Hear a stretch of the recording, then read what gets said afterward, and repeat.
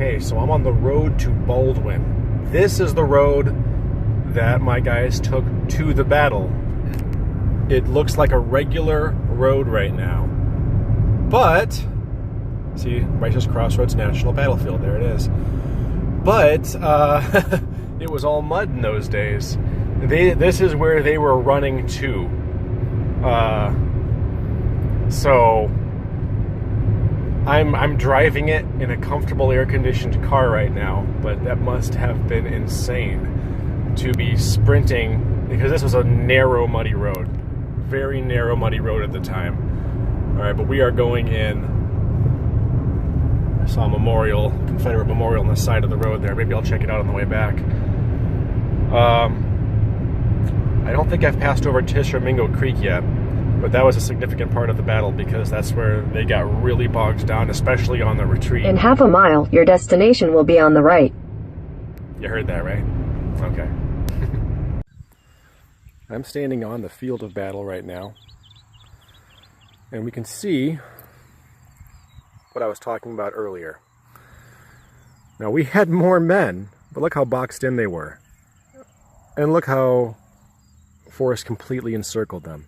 Right now I'm standing right about here. If I look down there across that ridge, that's Tishomingo Creek. On this point right here is where Forrest orders his artillery to charge. So they came in right about here and started laying in cannon fire as these guys were retreating. And right here, all of the supply train got bogged down because there's a bridge now. I don't think there was a bridge at the time. It was mud and it was creek, it was swamp that had just rained, so it was swollen. Whoever ordered the supply train to cross the creek in the battle made a mistake, because now it caused a traffic jam. All this Union army that were retreating were now under almost point-blank grape shot. And honestly, it's so close. I can see the river from here. I did not realize even how close they were. I mean, they were unloading grape shot and caissons, cannons directly at the supply train and all the troops. Incredibly accurate, too. So they were... I'm getting my fingers dirty. But it was absolute chaos. So here's my guys. 120th Illinois. Under the command of Hogue. Hogue was the guy who commanded the 120th after the battle was over, said that even though they had not fought in an engagement before, they performed incredibly well, for whatever that's worth in a situation like this. So just collapsed in on itself, this whole line. Tightly formed, highly concentrated, a lot of troops, but it did not matter. So here I am, I'm turning around. Early morning sun is bright, but look across, that's the field of battle. All across there, all scrub oak. I'm looking out there and I can almost hear the crackling of gunfire, because if you're getting fire from a line of trees like that, and I'm sure it didn't look exactly like this at the time, but that's the kind of foliage. So you can picture, you can't see anything in there. You just see a lot of flashes of muskets and rifles and pistols. And there's just no way you're going to be able to know how many troops are coming at you. All you know is that you're essentially surrounded by Forrest, who had a reputation. And so just panic absolutely reigned. And Sturgis, towards the close of the battle, as he galloped away, by the way, and he was accused of being drunk, but no one knows if he really was or not, he said, "If Forrest will let me alone, I will let him alone. For God's sake, men, save yourselves," or something along those lines. Incredible to be here. I've wanted to be here for a long time. So here you can see it as the lines are collapsing here.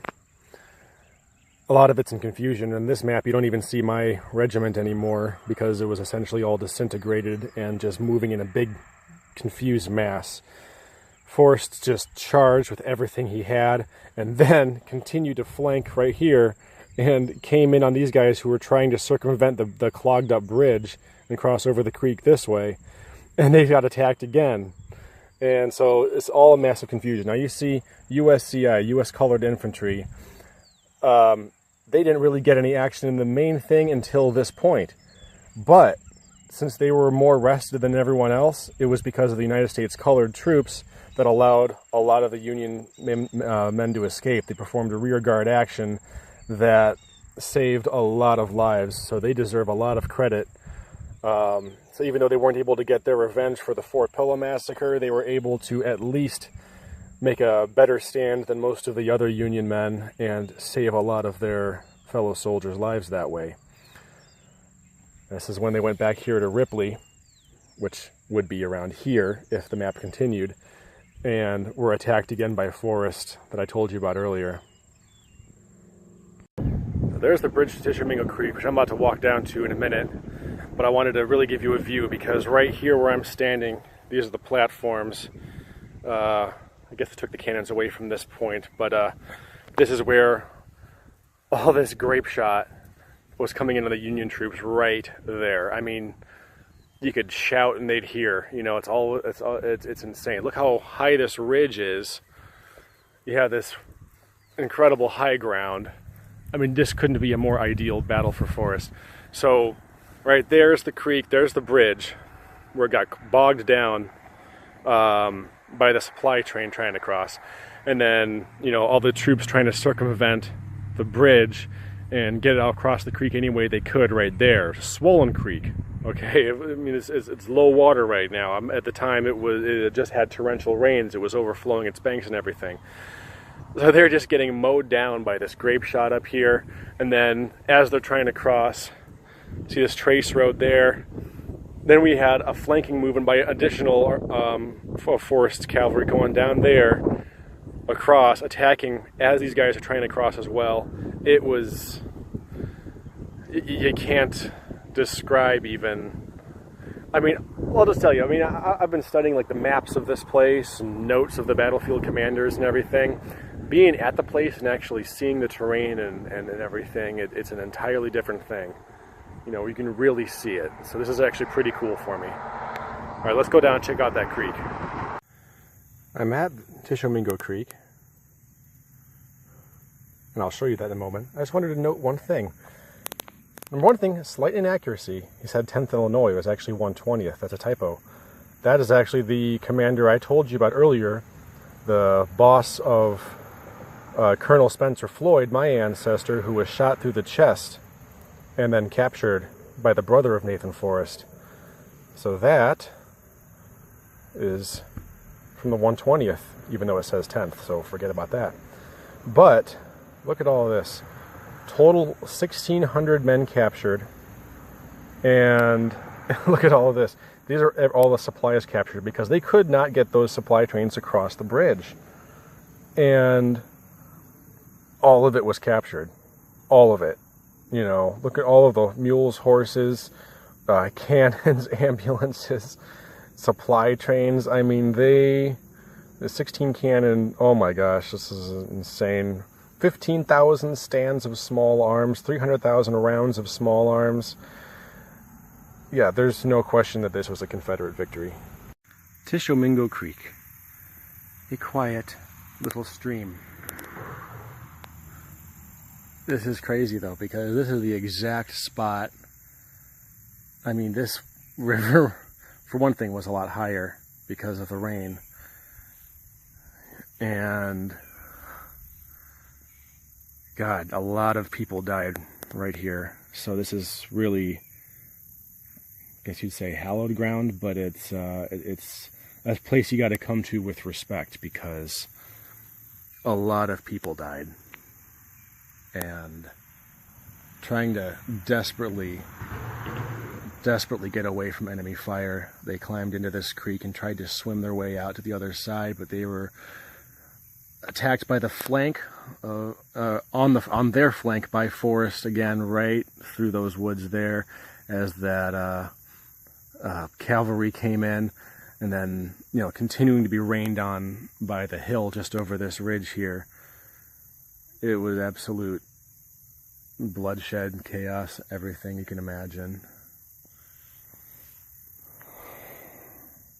This is where all those ambulances and everything, a supply train was captured. I'm just gonna sit here for a moment, reflect for a sec. One more shot for you before I go to the interpretive center. So there's the creek, there's the bridge and everything that I was just at a moment ago. And look right here, this hill right next to it is where the cannons were raining down on them. Just see, I want you just to see the distance. It's nothing. It's almost point blank range with cannon and grape shot.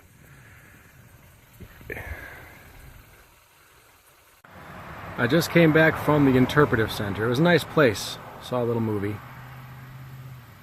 Didn't see too much about our guys, but that's alright. Right here I found our battle line. Here it is. Right there is the one. If you see the infantry units engaged in this line, you see the 120th Illinois. So this is the exact spot. Or right across the street even, right in this area. This is exactly where our guys fought. So I had to come back here because also right behind this sign is the Confederate cemetery where a lot of those soldiers were buried. I saw an interesting thing in the interpretive center, a diary entry from a guy named Agnew who lived here. And he said that after the war, 1866, a lot of soldiers from Illinois came down here to try to disinter the remains of, you know, their friends who had died in the battle here. It didn't say, you know, which units or anything like that or anything identifying. But of course it makes me wonder, you know, was it any of our guys who came down here to try to take up some of their loved ones? Found out that the Union soldiers who died here were eventually disinterred and taken to Corinth for the a Union cemetery there. But right now, this is exactly the spot where our guys fought. And I'm about to take you to the Confederate cemetery.